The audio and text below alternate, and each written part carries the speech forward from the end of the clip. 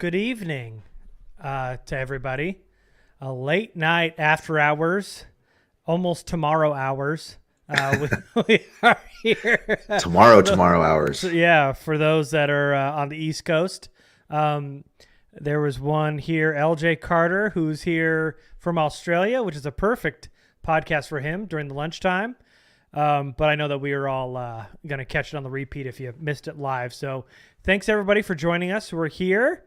Appreciate you guys. And if you're listening, make sure to subscribe on YouTube, everything else where you get your podcasts. Jamie and I got to watch this game. And just a little scheduling update for next week. We will be doing it next Monday. We won't be doing it on Sunday either, but probably a little bit earlier than 9 p.m., I think, probably, for next Monday. But regardless, let's talk about it. The Chargers are now 2-2. Get a win on the road against the Texans. Started off fast. Looked good into halftime. Got a little bit away from them in the third quarter. We were able to kind of close it out in the fourth quarter, but ultimately they get the win and they're 2-2. Yeah, I saw a lot of. I didn't watch the game live. I had to watch the replay because of softball and family, and I was following the game live on my phone during games and following on Twitter, and saw people freaking out about, even after the win, people freaking out about the game. And honestly, I guess I'm just going to lean into the positive take here. Obviously, they won, which is a good thing. That's a positive. But if looking even more into that, it seemed like they were more aggressive with the passing game on Sunday. They weren't taking, they weren't throwing go routes down the middle of the field or down the sidelines and pushing the ball, but they had several big explosive plays in the passing game early in the game that set up scores. They got Austin Eckler going on the ground and as a receiver, particularly in the red zone, which is an area where it seemed like he wasn't touching the ball a whole lot the first 3 weeks of the season. They got huge contributions out of Jamari Salyer. Mm-hmm. They even got a big strip sack out of Jerry Tillery in the fourth quarter that helped quell a late drive by the Houston Texans. They couldn't recover like 9 times. They couldn't recover it, but it did wind up forcing a field goal, and it kind of changed the complexion of the game at that point. Yeah. Allowed them to maintain the lead. And more importantly, they finished. And I had people telling me they didn't finish. Well, it was a 3-point game. It ended a 10-point game. The offense went down the field in the final 7 minutes when they needed to, called the right plays at the right time, got a touchdown they needed, and the defense ended the game with an interception. And the Chargers basically finished the game with the ball in their hands in a 10-point lead.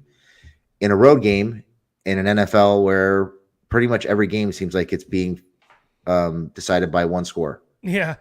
So there's a lot of positives there. Was it perfect? No, but it was a huge improvement over what we saw last weekend. Huge improvement on a lot of fronts. And I think anytime you get a road win, no matter what the quality of the team is, particularly by 2 scores, you've had a good weekend. Yeah. And we got people from Costa Rica in here, and there was one from Hungary in here, and Australia. What's up, everybody? I'm glad you guys could tune in. But yeah, I think this is a pretty good place to start because, the first quarter win or the first half went as good as you could picture it, other than that big kind of run by Pierce, which I'm sure we can get to at some point. But other than that, it was a pretty clean first half. And then it just kind of went sideways. I think that's just how football games go. And though they kind of let them back in that game and you don't really want to, Brandon Staley kind of summed it all up, and kind of how I felt was like a great game, great win.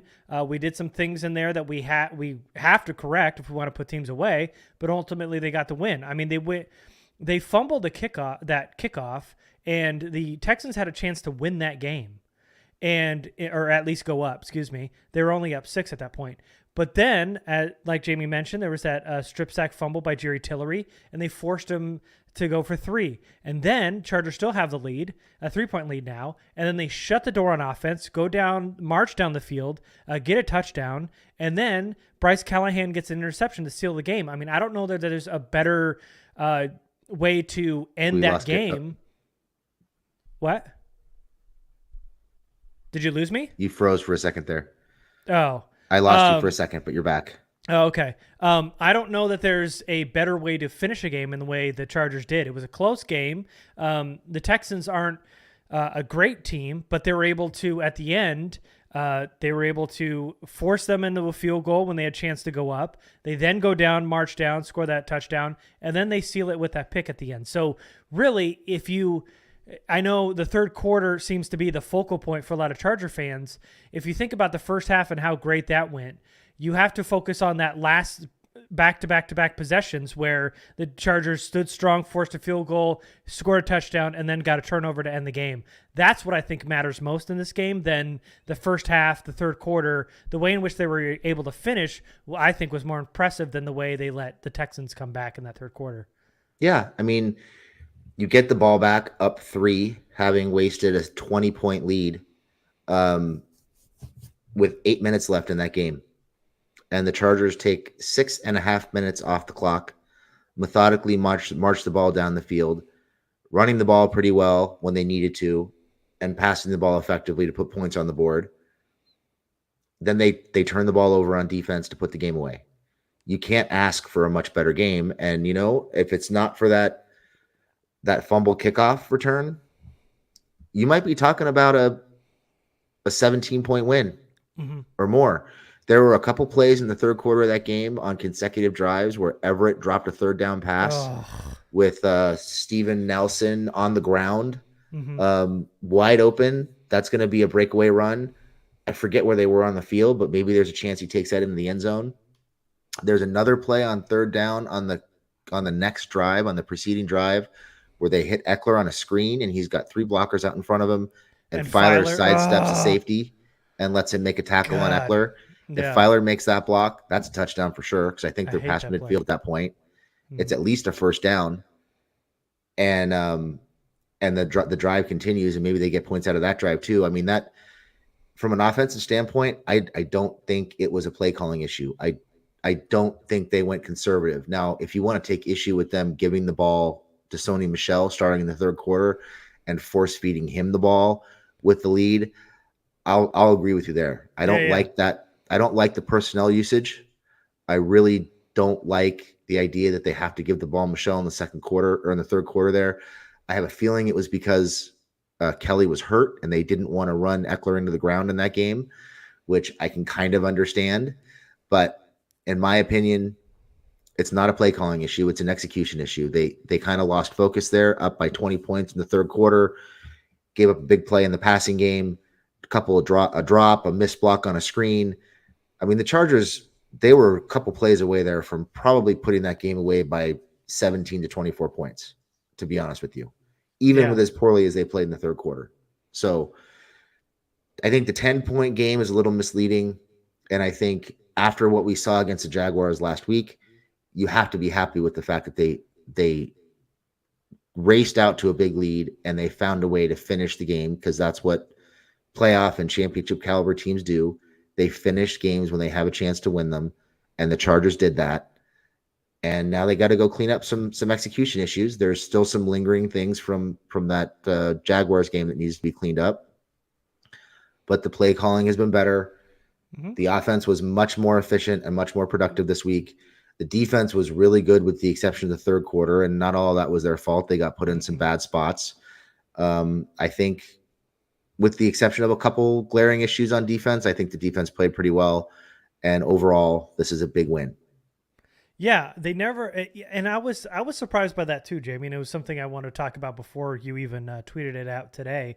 It just seemed like if you look at the scorecard, it looked like a pretty convincing win. If you realize that they never ever lost the lead in that entire game, it seems pretty convincing. If you look at the fact that they had the most points in a first half since 2018, then you think it's a pretty convincing win. There's so many good positives from this game, especially in the way they were able to bounce back and answer that kind of ass whooping they had against the Jaguars. To come out and win that game and to jump out to the lead they did, I think was pretty impressive. They had their guys ready to go, and Jamie and I talked about how this was pretty close to a must win here, even as early as the season is. This is a really soft part of the schedule. If they would have lost 2 in a row and fallen to 1 and 3, they're in some big trouble. And so they went out and they got their win on the road, which isn't easy. They went into Houston and got the road win. And I know that third quarter is glaring for a lot of people, and that's what everybody's focused on. But I think there were two major issues for me. And the first one is what Jamie talked about, this whole like running back shuffle that they're doing. They had -3 rushing yards the entire first quarter until Joshua Kelly got back-to-back-to-back carries of 6, 5, and 5, who was able to get the running game started. He opened things up, and then Eckler goes 5 and then a 10-yard run.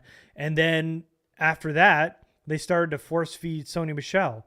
And on the final drive, it was Eckler who had a 10-yard run. He set up a first down, and then it became back-to-back dump-offs to Sony Michel for 1 yard and then an incompletion. And then on third down, Eckler gets 3. And then Eckler gets the first down on a fourth down where he goes for 21. And then they followed up with back-to-back handoffs to Sony Michel. And then Mike Will gets the first down. Then Eckler gets the touchdown. So it was like the 2 straight drives where you're starting to just give Michel some touches doesn't make any sense in that point in the game. Eckler's already scored 2 touchdowns. He's averaging almost 5 yards a carry at that point. If he needs a break, that's fine. But it just seems to me that, Joshua Kelly was much more effective than Michel was, but either way, Eckler needs the touches. The handoff for 2 to Michel makes sense if you're just trying to get him in, or even if you want to give him a pass pro, which makes more sense to me, but giving him back-to-back plays on 2 separate sequences is a little excessive in my mind. He didn't have a single carry in that first half, and Michel gets 6 carries in that second half for 11 yards. He averaged less than 2 yards a carry. You just give your balls to the best player, and Eckler is that guy, and they weren't giving it to him late. And the whole let's go with a hot hand thing is just seems like a farce at this point. It's almost like they're kind of playing favorites with the running back room with Sony Michel and giving him some manufactured touches when you see that Kelly's much more effective. You talked up Spiller all through training camp, even though you say he's not ready. That running back rotation, that's my only concern from this game, other than one other thing, which we can get to in a little bit. But everything else with that kind of rough third quarter, I mean, they bounced back and won that game pretty handily. And like Jamie said, it could have been a lot more than just a 10-point win. So I understand the qualms with the running back rotation. I don't understand this team is doomed and Lombardi should be fired after they won and put up so many points in that game. Yeah, let me read you some stats from the game. I think this kind of puts things in perspective. Chargers had 22 first downs. The Texans had 16. Chargers were 8 of 16 on third down and 1 of 2 on fourth down. So 9 of 18 on money downs. When when they knelt down? The missed fourth down? I don't remember the missed fourth. It must have been the kneel. Yeah. Sorry, go ahead. The Texans were 4 of 14 on money downs. Chargers put up 419 yards of total offense. They averaged 8.5 yards per pass. They had 4 sacks. And they won the turnover battle 2-1. So the Chargers basically won every meaningful stat in that game. Uh-huh. And people are complaining that it was shit. Yeah. So, for 8 years, we've been the negative podcast. We've been the ones that everybody says are negative and too hard on them. And we're never happy and we're cynical. So we're going to lean into this whole positive thing. Let's lean into the positivity thing. This is a good win. It's an important win. They cleaned up a lot of things they needed to clean up from last week. There are still some lingering things that need to clean up, and there are a few other things that popped up this week that we had not seen the first 3 weeks. But overall, to go on the road, face some adversity, come away with a 2-score win on the road when they could have easily folded after things started to fall apart in the third quarter, I think is a positive. And the finish of that game, the last 8.5 minutes of that game, in my opinion, is what defines this team, not the third quarter. Mm-hmm. Yeah. Yeah. And again, they had the most first half points since 2018. So if we're talking about firing Lombardi, we need a whole new narrative. And yeah, we'll lean into this positivity thing, but we won't do it blindly. It's because they deserve it. And I think everybody's focused on the negative here, even though the Chargers won pretty handily. And yes, that last 3 possessions, which we talked about, was the most important part of that game, and they won it, and they were able to close the door and get a win on the road. Jamie, We've already gone 15 minutes or so, and we haven't talked about Jamari Salyer. I think it's about that time. I mentioned him. He was one of the first things I mentioned off the top of the podcast, I but it know, was but brief. we gotta get way more into it because he was an absolute joy to watch. Yeah, I think the two biggest storylines for the Chargers in this game, in my opinion, are Salyer and Eckler. Those are the two of the guys that really drove this win, in my opinion. Mm-hmm. Eckler on the ground and as a receiver, and Salyer, I mean, for not having played any tackle in the preseason and being slid in there basically on a whim because they knew they couldn't put Storm Norton out there against Jerry Hughes, who I'm not sure if I have the stat right, but I think I saw somewhere that he had the third highest pass rush win rate in the league going into that game. And he was And fourth in the Salyer league in had sacks coming what's into that? that game. He was fourth in the league in sacks. Fourth in coming the into league that in game. sacks. Mm-hmm. Salyer had 41 pass blocking attempts, didn't give up a pressure, a hurry, a quarterback hit, or a sack. Mm-hmm. And I believe he was the Chargers' highest rated offensive lineman. I think he was their highest rated offensive player, if I'm not mistaken. He was the by PFF. Highest rated offensive player in the NFL. Yeah. So he not only did he dominate as a pass protector, but he dominated in the running game. He was very highly guarded in both. And for him to come out, for a guy who everybody questioned his athleticism coming out of college, I think that was a reason why most people didn't think he'd play tackle at this level. Yeah. Even though he had plenty of good tape at tackle and at the collegiate level. For him to come out and play that way in his first start is amazing because it took so much pressure off of Justin Herbert, allowed him to sit back and view the field and go through his progressions and make plays. He didn't have to worry about getting hit from behind constantly, like he would have if Norton had been out there. It changed the game. So I think he definitely deserved the game ball he got. Mm-hmm. He deserves all the kudos in the world. That was an amazing game, and hopefully we see a lot more of that. Yeah, I mean, it felt like they snuck Rashawn Slater in at left tackle and just gave him a 68 jersey. That's how good he looked. It was incredible just how solid he was in the run and pass pro, the way he was able to get out in space, the way he was climbing to the second level, the way he was turning guys.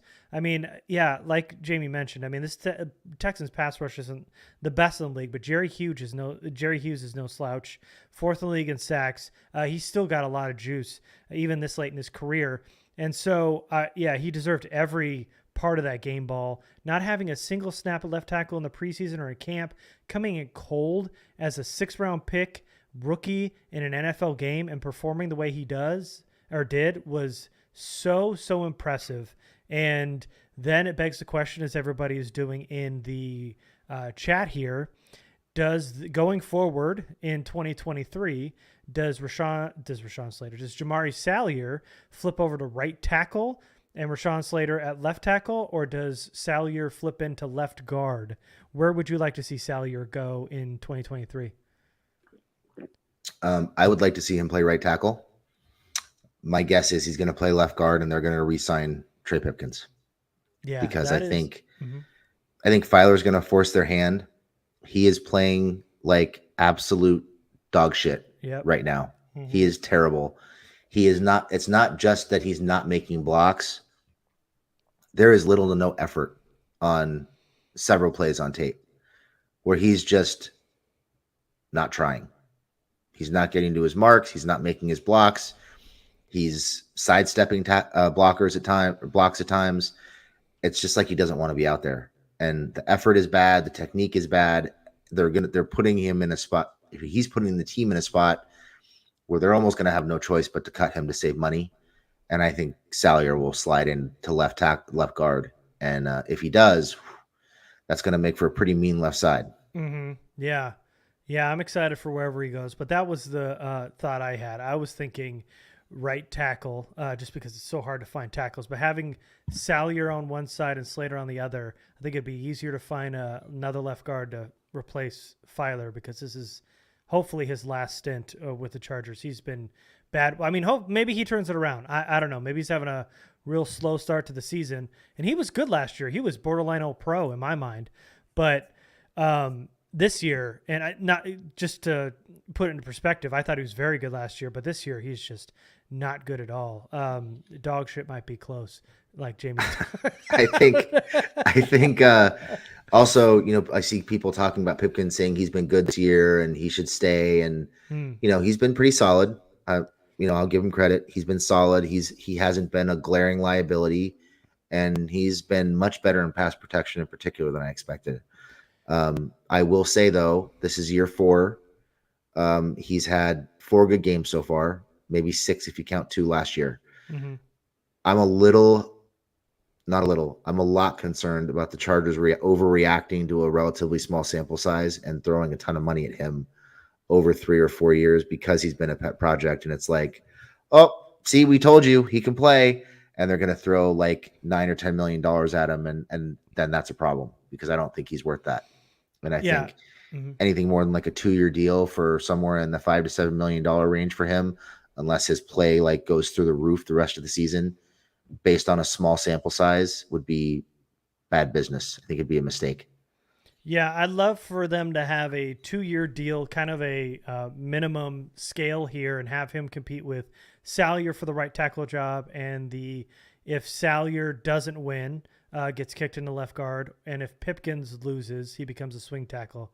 Because I think that's a pretty good move in terms of depth, having 3 strong tackles there. I would not like to give Pipkins a big contract after a pretty good, and he's been solid.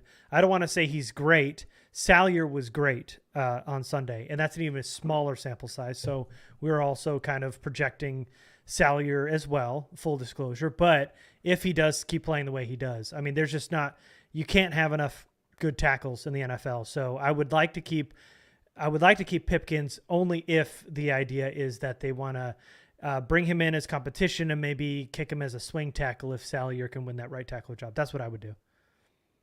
Yeah, I think that's the way to go. Yeah. And there was somebody who was asking a question. Oh, so what do you think about Filer? It's a very dramatic drop-off in production. It's bizarre. I would say that it might have something to do with his age. I know he's up there, has dealt with some injuries in his career. So maybe it's just getting old. And he had some injuries last year too, right? Because they had to play Calamete at left guard in a couple of games. So we sure did. Could be his body breaking down. It could be, I don't know.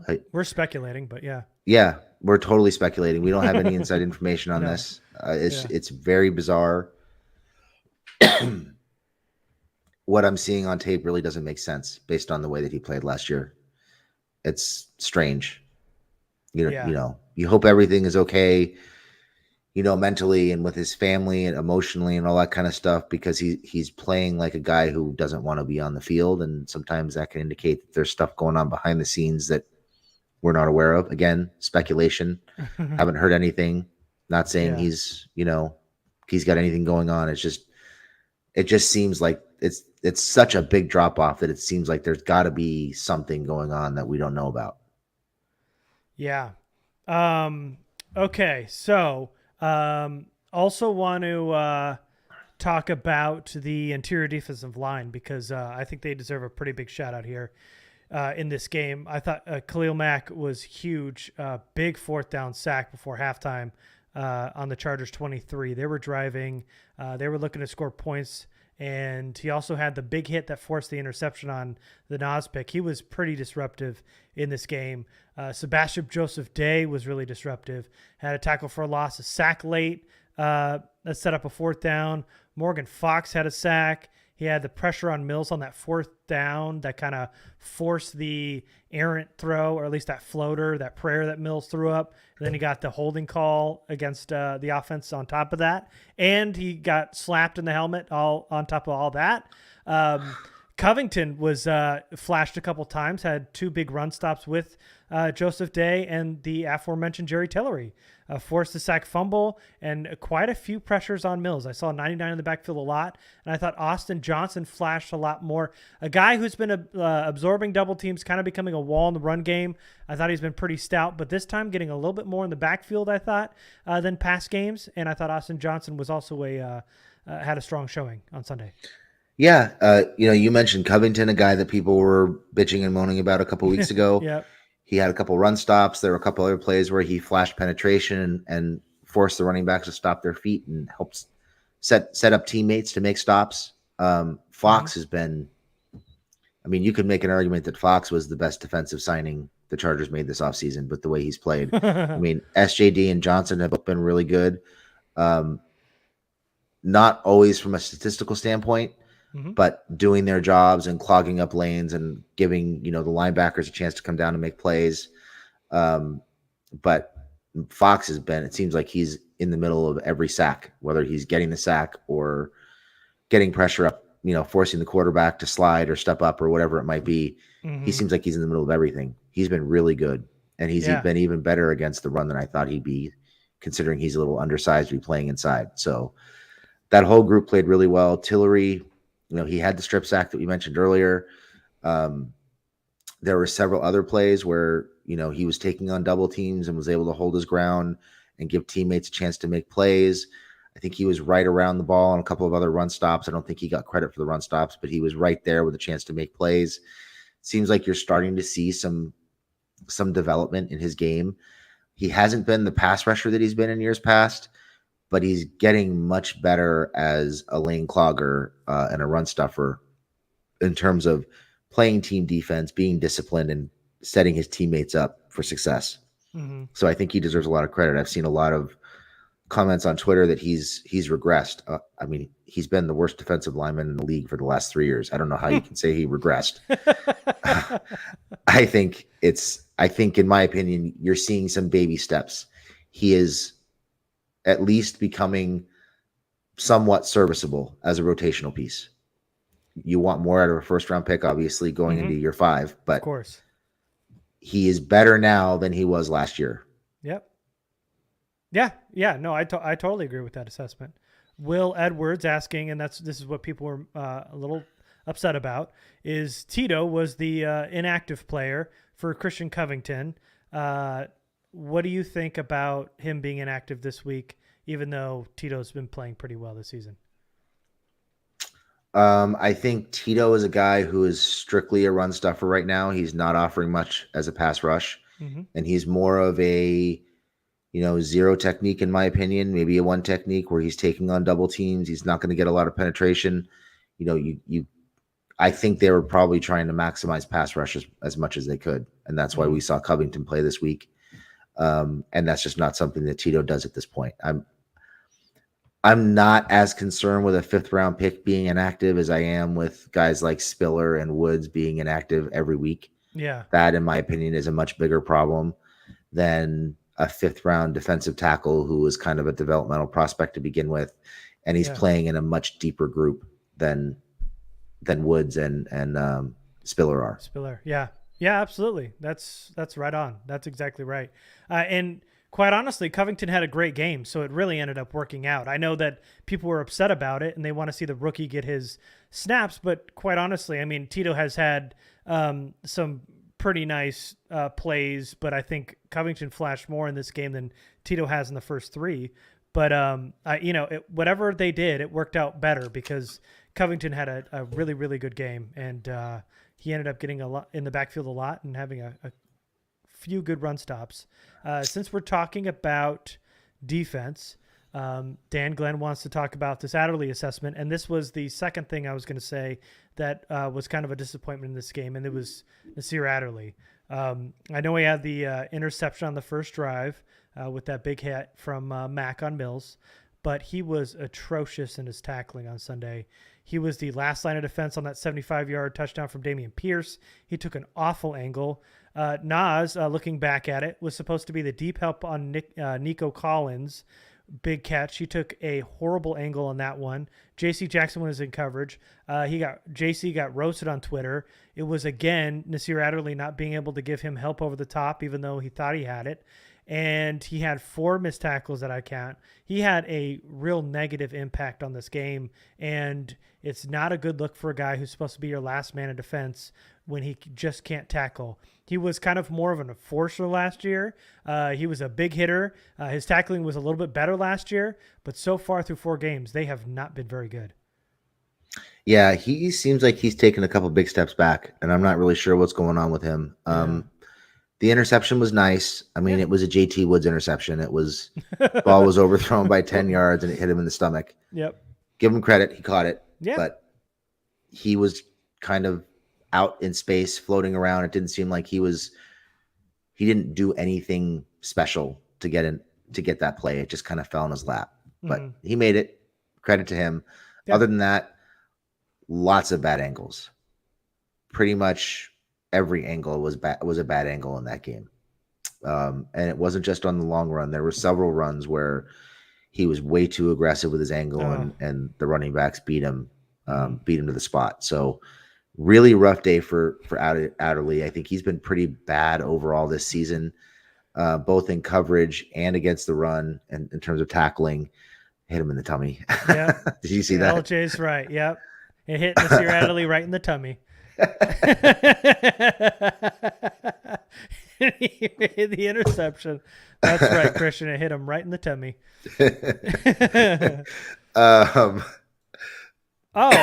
Matthew said that Staley said the deep post to Nico was Nas.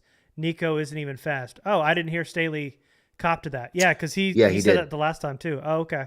Yeah, he said he was supposed to be playing deeper in the post and jumped it for some reason. Yeah. So that was Adderley. Yeah, so, it's a problem because right now Adderley is, other than Derwin, he's the most athletic and most likely playmaker on the back end. You can't trust Gilman back there. You can't have him play deep like Adderley's doing. He's getting around like 15 to 17 snaps, and every time I'm scared when I see his number on the field. Yep, Adderley's snaps are not Adderley. Gilman's snaps seem to be increasing every week, and I'm a little uncomfortable with that. Very. But Adderley's hurting them. It's only going to get worse if Alohi plays. It's going to be really bad. Yeah. Yeah. All right. So a couple questions here. Let's get to them. Thoughts on Michael Bandy, who had 2 big gainers before halftime. Wish he would have got out of bounds on that second one where he tried to cut inside and make a little bit of a play, had to force the Chargers to make a timeout. But, man, looked just like the preseason version of Michael Bandy. Had a little wiggle, was wide open both times, made some good catches on the sideline. Yeah, he had the first catch he made was a beautiful double move. And up almost like a sluggo kind of with an outbreaking route to the sideline. 2 beautiful moves to get open on the sideline. Did a good job getting out of bounds. He looks solid. I mean, if they're going to play this short and intermediate passing game and they're not going to push the ball down the field, they need people who can get open in the slot. They need guys who can create space at the top of the route, and they need guys who can make people miss and create for themselves after the catch. And right now, Bandy's really the only guy that's going to do that. I mean, I know we saw Mike with some long catch and runs this week, but that was just him catching the ball wide open in the middle of the field because they lost him in zone coverage. That's not really him running away from people. Bandy has the ability to make people miss and make plays with his legs and, in tight windows and in space. So if they're not going to push the ball down the field, then I think a guy like Bandy needs more opportunities, probably whether Keenan is playing or not, because it'd be nice to have 2 guys who can make those kind of plays on the field. Yeah. Yeah, so he got in because Joshua Palmer went out for a little bit, and then Joshua Palmer came back, and then he was right out. But it seemed like he was adding a little bit of a spark there before halftime. But, yeah, that was that sluggo route we showed you in the preview before this game. They did that Cortland Sutton route that they saw got a big gain in the week before on the Texans. Next question here. Well, we've talked about Spiller, asking about if he's a liability in the blocking department, and that's why he's inactive. What do you think about the pass rush outside of Khalil Mack?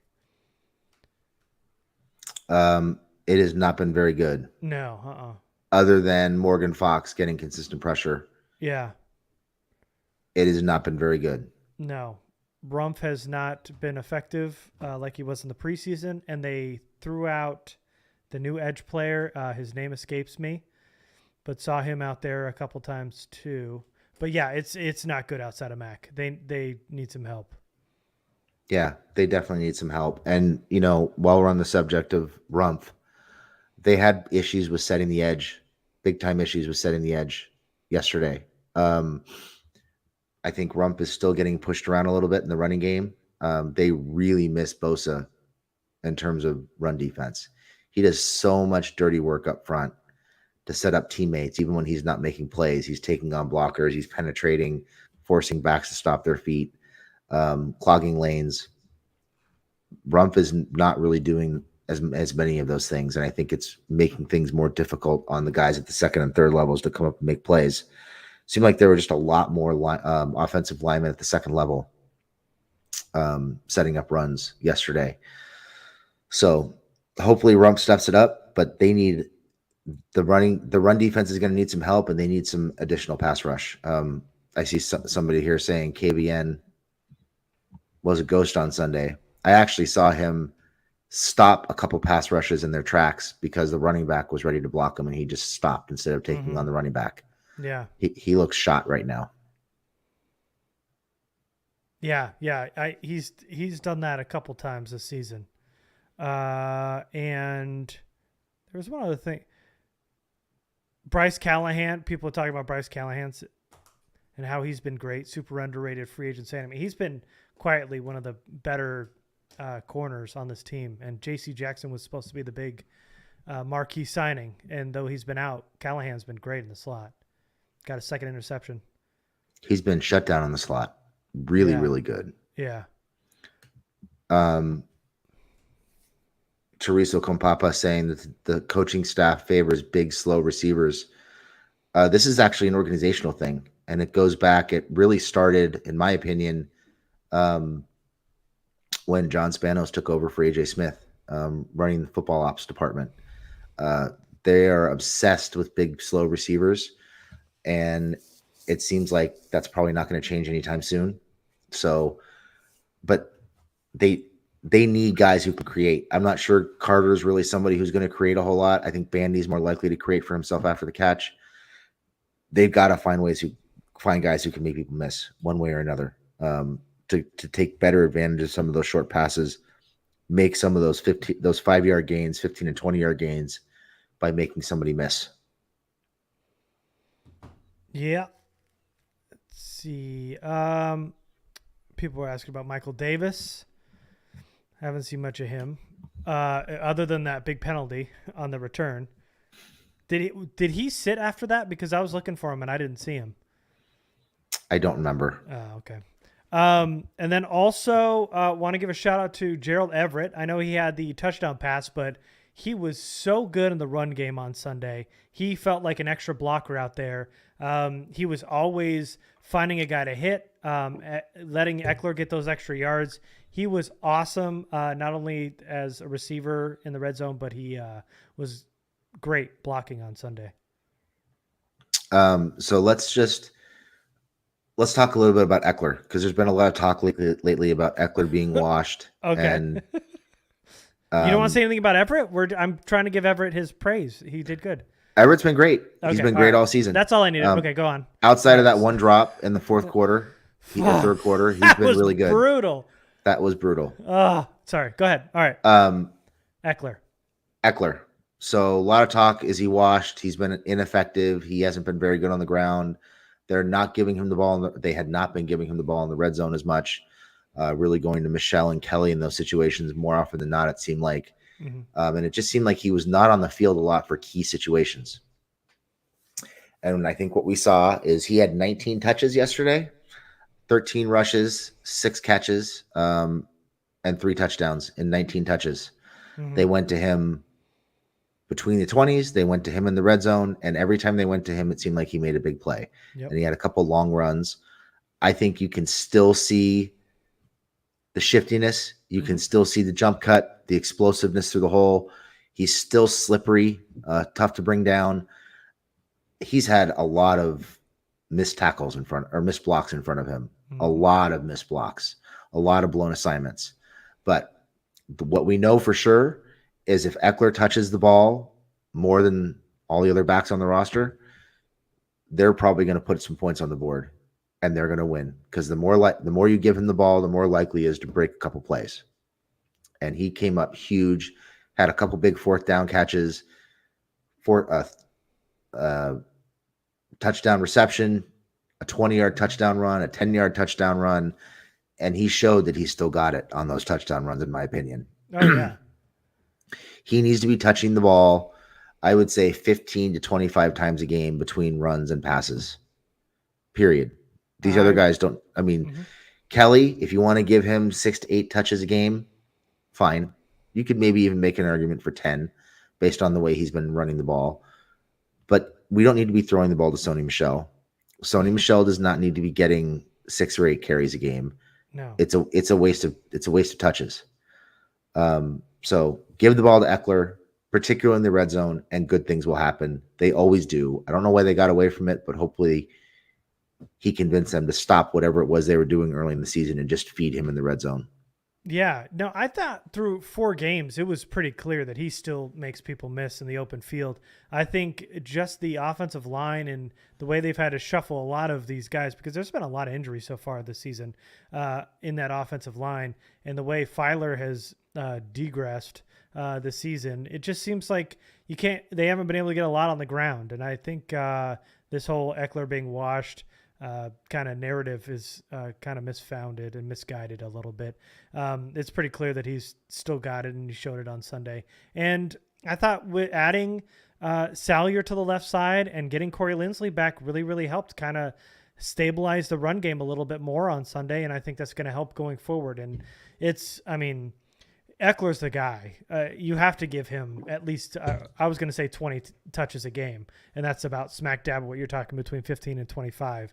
You got to get him the ball more, and he does better in volume, and he's always close to breaking one at any moment. He's always making guys miss, and I'm glad they went to him on the important downs, on the 3rd down, on the 4th down. And yeah, I mean, he was really impressive on Sunday. Of course, Eckler was really impressive. And again, I thought with adding Corey Linsley back, it helped a lot in that offensive line, and it helped Herbert have a lot of time to get his throws off on Sunday. Yeah, and I think running back is really it's a volume position. It's a rhythm position.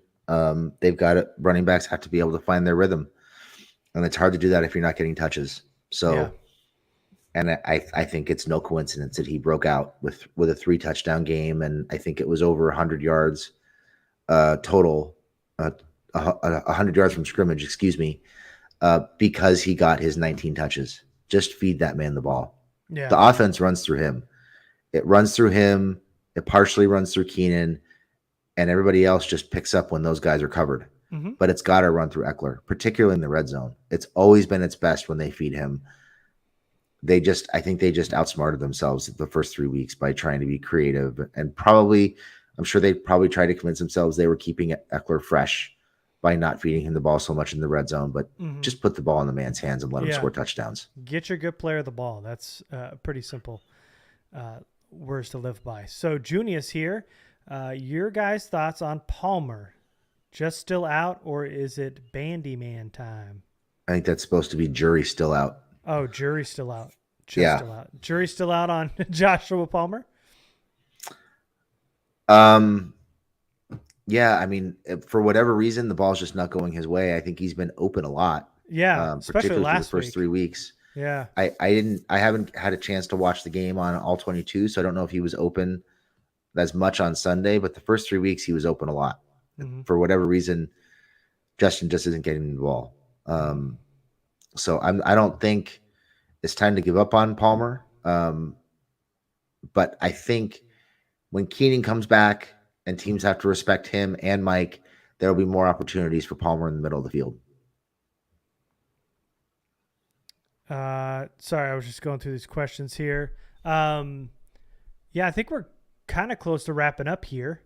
Thanks everybody for jumping in. Do we think Herbert looks to be handling his injury well? Seems like we want to have to shut him down quite yet at this rate. I mean, he said it felt better this game around, and he didn't get hit. So I think at that point, things are going in the right direction.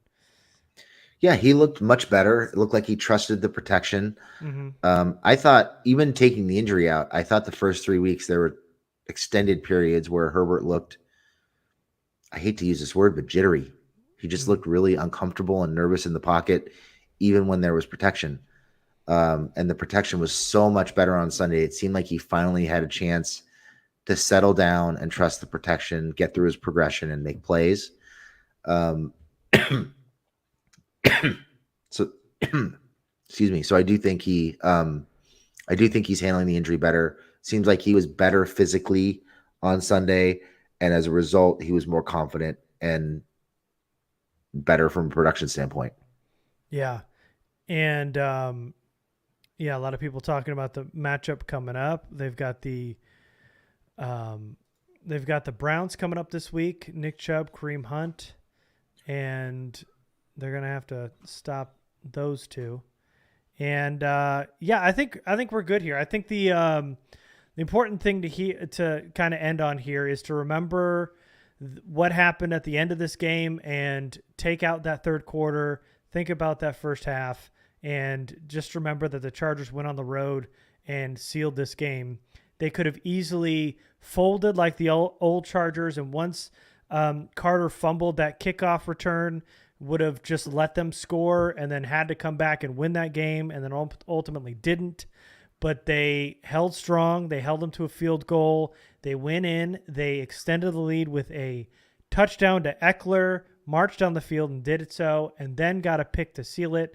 Couldn't ask for a better way to end that game, and I think that's the most important thing to end on, is that the Chargers had a good win, a solid win, shut the door on the road against the Texans, and won that game. Yeah, they closed a road game and they won by 2 scores. Yep. That is never a bad thing. No. Even though they had a bad third quarter.